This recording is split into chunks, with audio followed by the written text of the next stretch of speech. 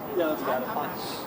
Who's going live? It's on Facebook and on Facebook, website. but I mean, Streaming live. right, Yeah. but I mean, anybody going on a time period? Okay. Everybody ready? Yeah. We are. Good. Yeah, good. You good over here? All right, y'all. Thanks for coming out earlier today.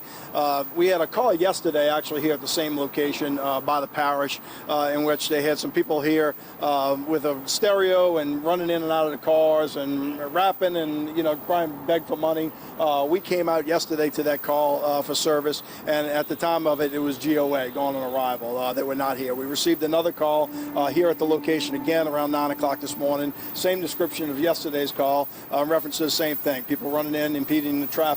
Probably begging for money, that type of stuff. Our deputies arrived on the scene. One of my sergeants and another deputy arrived on the scene, encountered 3 adults, 3 juveniles, trying to determine where they are. Looks like they're all from out of state here, trying to raise money on the street corner, do whatever. We tried to investigate that in order to see if we've got truancy issues with kids and everything else in between, and it became hostile pretty quick. Basically that our deputy wasn't going to do anything. We tried to get one of the guys off the top of a van. He was literally standing on top of the van.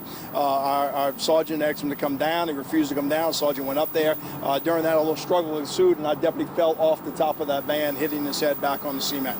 Went unconscious at that time. He has a large hole in the back of his head. Certainly going to be needing stitches at UMC. I need to get back over there to go figure out, exactly what he has.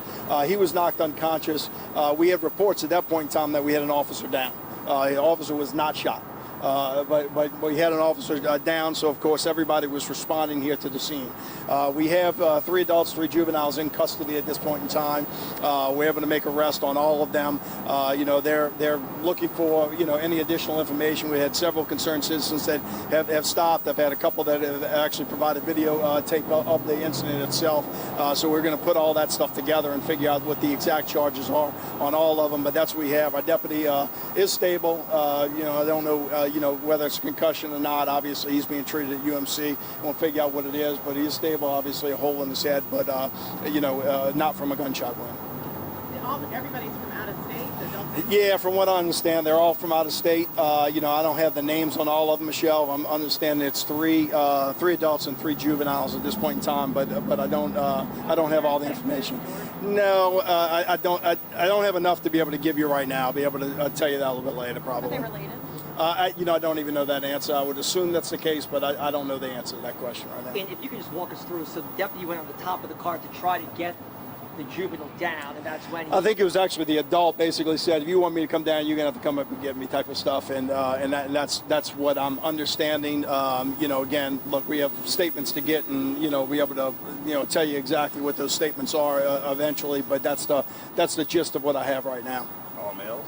No, I think there was some females in that number. Huh? One female. Okay. Yeah. What is the age range of the juveniles? Michelle, I don't know the answer to that yet. Witnesses say that they were making videos and things like that. Any idea what the motive was? Do you think that they were purposely trying to get police to the scene? I don't know the answer to that. Look, in this world of TikTok, that's what we're dealing with a lot. People are looking for attention, and, unfortunately, we have to be called out. This is not something we initiated. We're called out on behalf of citizens to come deal with the problems. And, people think that they can just get away with anything these days because they get to film it or TikTok it or do whatever. And the truth of it is you can't disturb other people's peace for the sake of your own. And we've got to come out and deal with idiots sometimes. And, today was some of those idiots. Unfortunately, one of my deputies was injured because of it. But, the fact of it is I wish people would, learn that there's other people in the society. And, we can't just do things just because we want to. Any idea what they're going to be booked with? I don't have all the charges yet. I'm sure we'll have, whether it's, we got to figure out, truancies and that type of stuff. It's certainly impeding the roadway, certainly resisting arrest, but I'm not 100% sure on each of the individuals. the gas station has a ton of video. I take it, does that video back up what you guys? From what I understand, at least some video. I'm not sure if it's the video from the gas station. I haven't seen it yet. I literally just got back. I was in Grand Isle this morning for a meeting, so I haven't seen the video myself. But from what I understand, the video, yes, backs up that deputy being pulled Did up. the deputy fall from the hood or from From the top of the vehicle, from what I understand, yes. And that was the navigator that was... Yes, it was some SUV that was towed before I got here. Yeah. while you don't have any question about the way your deputy acted, there were a lot of people that jumped to conclusions. Is this one of the reasons why it's good you're adding body cameras? Because if the officer's body camera video is rolling, Look, it's just irrefutable.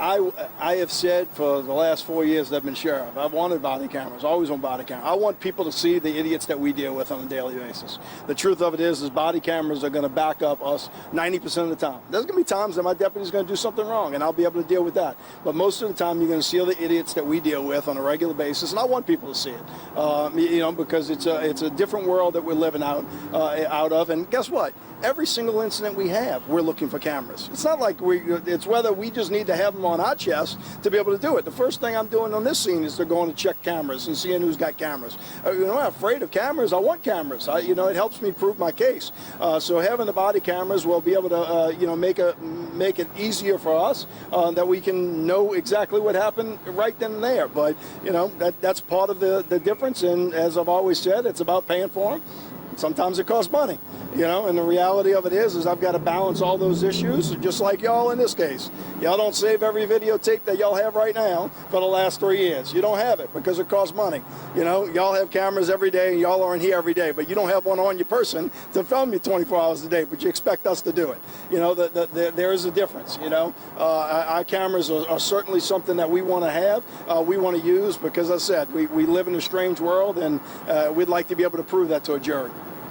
How long have you been with JPSO? How long? He's one of our sergeants. I would say he's probably at least 20 years. Yeah, I don't know the exact amount, but Joe Bell's been there a while. Yeah. So, Thank you, Sheriff. all right, thank y'all. Appreciate it.